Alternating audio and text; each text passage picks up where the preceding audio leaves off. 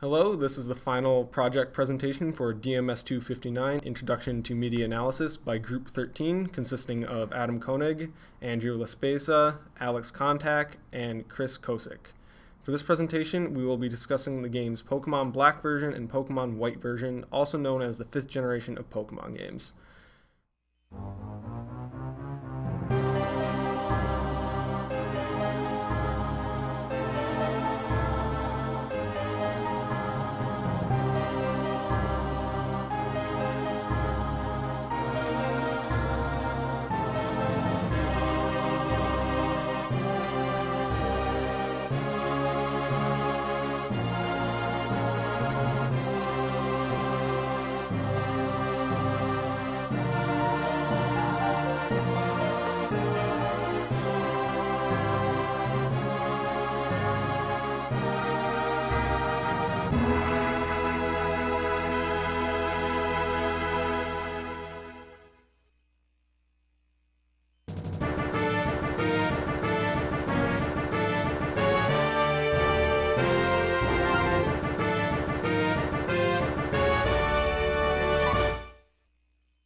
Before I go more in depth about the games themselves, I would like to take a moment to discuss video games as a medium as a whole. The following quote is from Programming, Distribution, and Flow by Raymond Williams. In all developed broadcasting systems, the characteristic organization, and therefore the characteristic experience, is one of sequence or flow. While this quote is mainly discussing television, there are many ways I found it to be relatable to video games. Video games as a medium are obviously very different from television. Like Williams describes, the key aspect of any medium is its flow, or the pace at which the viewer experiences it. With television and most older media in general, the flow is predetermined and set by the creator of the content. However, the interactivity of video games makes them unique in that it is not the creator, but the player who determines the pace at which they experience it, thus giving them control over the flow.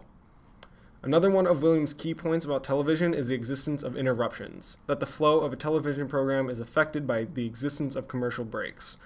Looking at it on a basic level, the flow of television is that of a story that is intermittently interrupted by something, typically an advertisement. However, the flow of video games is quite different. At least with games like Pokemon, unlike TV, whose base flow is the narrative, the base flow of video games is the gameplay, with interruptions by story in the form of cutscenes and dialogue.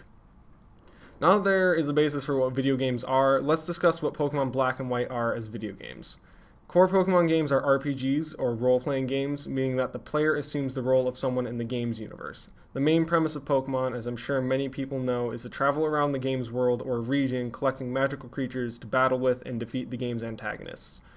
Pokemon's other main mechanic is its emphasis on connecting with other players via trading and battling, something that we will go more in depth with later in this presentation. Compared to other games in the Pokemon franchise, Black and White do many things to set themselves apart. For starters, these games have a much higher emphasis on story and narrative than what is typically expected from a Pokemon game, given its usual lighthearted and childish nature. Black and White were also the first and only games to get immediate sequels that further expand the original narrative directly. In terms of differences between the two versions, Black and White have much more than just the usual handful of exclusive Pokemon, with characters, plot elements, and even whole locations differing between the two. Finally, when compared to other Pokemon games, Black and White have a much more Western take on its style when compared to the Japanese style present in the previous 4 generations, which we will again touch upon later.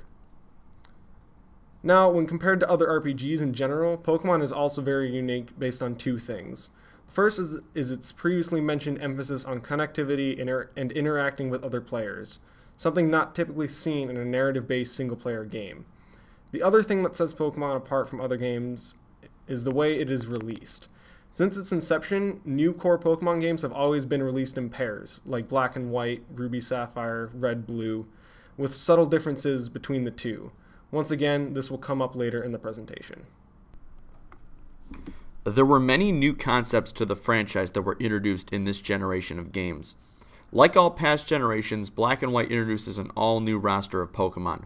A total of 156 new Pokemon were introduced, this being the highest total number of new Pokemon introduced in the franchise to date.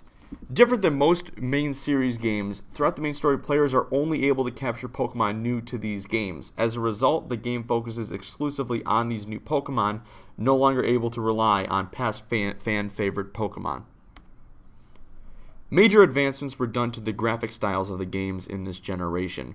For example, the battle graphics were enhanced so that each Pokemon has fully moving sprites from both the front and back angles.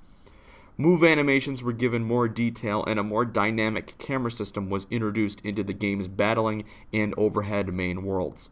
However, fan-favorite features such as the Pokemon Contest mode and the ability to have a Pokemon in the player's party walk next to them were removed entirely from the game. Generation 5 was also the last main series game to feature 2D sprite animation style. 2 new battle types were introduced into the main series with Black and White. Triple battles enhanced the previously introduced double battle mode and allowed for each player to battle their opponents using 3 Pokemon at the same time. Rotation battles, on a similar note, also allowed the player to battle with 3 Pokemon. However, this is different as they are set on a circular platform that rotates each turn. This allowed for more strategy from each player. While the previous games had established time, day and night, and weather systems, Black and White introduced a concept exclusive to this generation known as the Seasons mechanic. Seasons change after 1 month in real-world time, giving the player 3 complete cycles per calendar year. Various effects differ in areas depending on the season, and some Pokemon can change forms in the wild depending on the game's season. This is the first set of games to have a world based outside of Japan. The Unova region is heavily influenced by Western culture, with real-world cities like New York City inspiring several of the major cities of the region, such as Castelia City.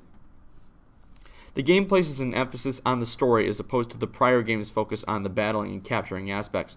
The player throughout the game is embroiled in a rivalry with the villainous Team Plasma, whose goal is to liberate Pokemon from their trainers. Their true intentions fall under their true leader, Getsus, whose goal is to rule Unova as the only human being with Pokemon. The goals of Team Plasma have a first and second meaning to them. On the surface, they seem to have good intentions for the Pokemon, wanting them to be free, but their true motives are in line with Getsus' master plan to rule Unova. Unlike prior installments, the game's primary antagonist, known as N, is depicted as an anti-hero who is redeemed at the end of the main story after the true villain is revealed. This gives the story a deeper philosophical message than the previous games. Should Pokemon be used as tools for battle, or should they be free to live their lives without being captured to essentially fight for eternity? Likewise, is Team Plasma evil, or are the game's human characters the real bad guys for their inhumane treatment of their Pokemon? It could be argued that in the eyes of Team Plasma, Pokemon trainers view Pokemon as their own toys rather than living creatures, and that once these Pokemon faint, they are useless to the trainers until they are healed. This relates to Barth's quote, "These toys die in fact very quickly, and once dead, they have no posthumous life for the child." Pokemon Black and White versions were developed in Japan by Game Freak and published by their parent company Nintendo. Pokemon Black and White were released in North America on March 6, 2011, exclusively for the Nintendo DS, Nintendo's handheld platform. The game is aimed towards children in regards to its themes, E rating, and main protagonist's age being of 10. Despite Game Freak's target audience, people of all ages enjoy the Pokemon series, especially current young adults who grew up playing Pokemon games in their youth. Like its predecessors, Pokemon Black and White features version-exclusive Pokemon, which limits certain Pokemon to certain games. For example, in White version, players can encounter and capture the Pokemon Zekrom, while Black players will never encounter Zekrom in the wild and thus are unable to capture it within the game. The only way for a Pokemon Black player to obtain a Zekrom is to trade Pokemon with a White version player. This Pokemon exclusivity mechanic forces players to seek out others with opposite versions of the game, or outright purchase both versions and an extra DS to complete the game. While some people may view this feature as cumbersome, it is one of the fundamental aspects and beauty of the Pokemon games. This need to trade with other players creates a demand for the game to be mass-produced in order for players to obtain Pokemon restricted to certain versions. Contradictory to Benjamin's quote, the idea that mechanical reproducibility has led to the decay of the aura of artwork does not apply to the Pokemon games. In fact, the reproducibility of Pokemon Black and White is what generates the aura of these games. Without mass reproduction of Pokemon games, it would be impossible for players to obtain Pokemon not in their respective game version, and would prevent them to catch them all and complete their game. Without reproducibility, it would be pointless to make different game versions, thus destroying the player interaction and the trading economy of these games. The aura of the Pokemon games is the journey the player makes to catch all the Pokemon and the friends they make along the way to mutually complete this goal. Pokemon Black and White's message to the players is to question how you view the world. Perhaps the world shouldn't be viewed in black and white terms. The player would like to believe that Team Plasma was attempting to do good by freeing Pokemon from their trainers. However, it is later revealed that Team Plasma's leader, Gatis, wants to rule and reign unopposed by controlling all the Pokemon. Perhaps in our society, lofty ideals are simply an excuse for obtaining power. It is possible that ideals preached by leaders aren't 100% of the truth. This is why we should question the ideals of those in power. Pokemon Black and White and the Pokemon franchise in general reveal that games are more than just mindless entertainment. As Ian Bogost claimed in The Rhetoric of Video Games, that video games do not simply distract or entertain with empty, meaningless content.